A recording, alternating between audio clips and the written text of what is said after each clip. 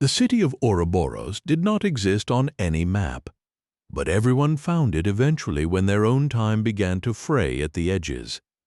It was a place of soot-stained white marble and iron gates that groaned like dying men. In the center of the city stood the Cathedral of the Cracked Dial, a structure built not for worship but for the containment of the inevitable. Inside, the great clock hummed, a sound that bypassed the ears and vibrated directly into the marrow of the bone. It was said that if the great clock ever fell silent, the sun would simply refuse to rise, and the world would remain frozen in the final, suffocating second of its existence. Elias was the latest in a long-forgotten line of horologists. His skin was pale, mapped with the faint, silvery lines of premature aging that came from breathing the air of the cathedral. He spent his days polishing the brass gears and his nights listening to the rhythm of the universe. But lately the rhythm had changed. There was a hitch in the heartbeat of the world, a stutter. The first time he saw the face, it was in the reflection of a polished pendulum. It was a woman's face, or what had once been a woman. Her skin was not flesh, but a mosaic of shattered porcelain and silvered glass. Cracks webbed across her forehead and cheeks, following the geometric precision of a watch face. Her eyes were deep, hollow wells of ink, and where her nose and mouth should have been, the fine, needle-thin hands of a clock twitched in a frantic dance. She was a living fracture in the facade of reality. Elias turned, expecting to find a stranger standing in the shadows of the nave, but there was only the cold, unmoving air. When he looked back at the pendulum, she was closer. The cracks on her face seemed to shift, the shards of her skin grinding against one another with the sound of 1,000 breaking windows. He realized with a jolt of ice-cold terror that she wasn't a ghost, she was a symptom. He fled to the lower vaults where the Chronos core was kept, a massive, spinning sphere of liquid quicksilver that regulated the flow of seconds into minutes. As he descended the spiral staircase, the walls began to bleed. Not blood, but shadows that took the shape of Roman numerals. A heavy cytherae dripped from the ceiling like tar, followed by a jagged 3 that scratched its way across the floorboards. The air grew thick with the smell of ozone and ancient dust. In the vault, he found the sphere had stopped spinning. It sat inert, its surface transformed into a dark, reflective pool. Standing over it was the woman from the pendulum, up close. The horror of her form was absolute. She was a biological impossibility, a fusion of humanity and the cold, unfeeling mathematics of time. The shards of her face caught the dim light, casting fragmented reflections against the stone walls. "Who are you?" Elias whispered, his voice cracking. The woman didn't speak. Instead, the clock hands that made up her features spun clockwise at an impossible speed. The sound was a high-pitched whirring that made Elias's teeth ache. Suddenly, the vault vanished. Elias found himself standing in the middle of a vast white void. There was no floor, no ceiling, only an infinite expanse of nothingness, and floating in that void were the faces. Thousands of them. Some were silhouettes, dark cutouts against the white glare, their heads replaced by exploding clockwork. Others were like the woman, their skin a shattered map of time, their eyes wide with a silent, eternal scream. They were the discarded versions of the present, the people who had fallen through the cracks when the world moved from one second to the next. "We are the seconds that never were," a voice echoed, though no mouth moved. It was a chorus of 1,000,000 ticking clocks. "We are the friction of existence. Every moment the world survives, it leaves a part of itself behind.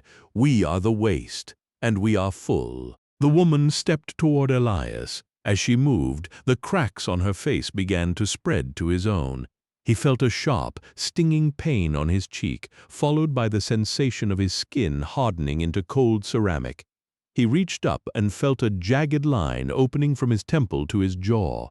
He looked at his hands. The flesh was turning gray, the veins darkening until they looked like the delicate springs of a pocket watch. "The great clock is not a machine," the woman said, her voice now a singular, mournful chime. "It is a dam, and the dam is breaking." She reached out and touched his chest. Elias felt his heart stop. It didn't fail, it simply ceased to be necessary. In its place he felt the cold, rhythmic click of a gear. He was being hollowed out, his memories being replaced by the cold, hard logic of the hour. He remembered his mother's face, but then it splintered, her eyes becoming the dots of a minute hand, her smile a curved Roman numeral. He tried to scream, but his throat was filled with the taste of copper and oil. The void around them began to collapse. The white light was devoured by the return of the cathedral walls, but the cathedral was no longer made of stone. The pillars were stacks of giant, grinding cogs. The floor was a translucent pane of glass, beneath which millions of human faces were pressed, their mouths open in a soundless wail, their bodies acting as the ballast for the machinery of time. Elias looked at the woman again. She was changing. The shards of her face were falling away, revealing a hollow cavity filled with spinning brass wheels. She was the mechanism's core, and she was weary. "The succession," she whispered. Elias understood then. The horologist was never a caretaker. The horologist was a spare part. Every century, the clock required a new soul to grind into the gears to keep the illusion of now alive. The silvery lines on his skin hadn't been signs of aging. They were the blueprints for his dismantling. The woman collapsed into a pile of lifeless porcelain shards, her eyes dulling as the spark of her borrowed time finally extinguished. Elias felt a sudden, violent pull toward the center of the vault. His body stretched and warped, his bones snapping and re-knitting into the shape of a great, dark pendulum. He felt his consciousness fragmenting, each piece of his mind being assigned to a different tick, a different talk. He saw the city of Ouroboros from above. He saw the people in the streets, oblivious to the fact that their lives were being paid for by the slow, agonizing disintegration of a man in a basement.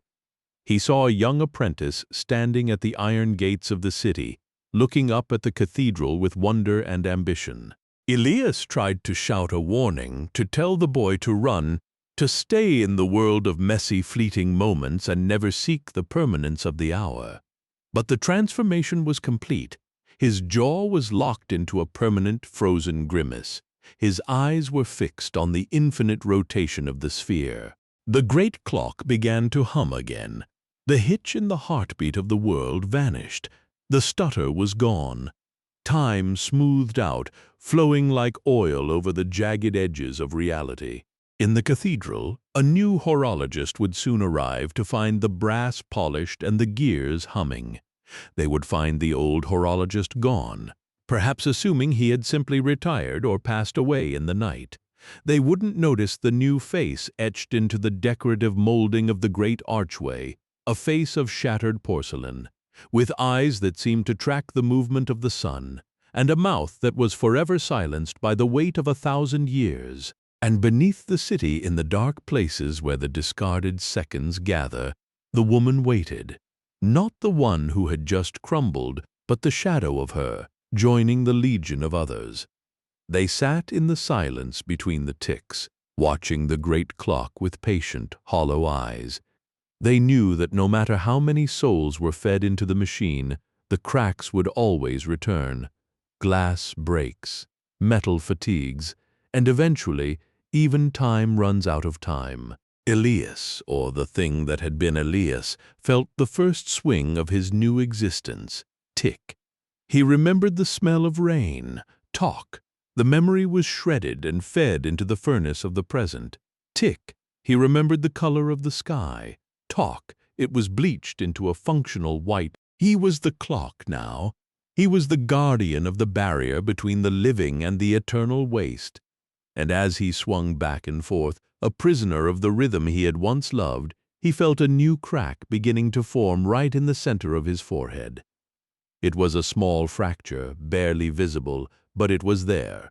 The countdown to the next succession had already begun.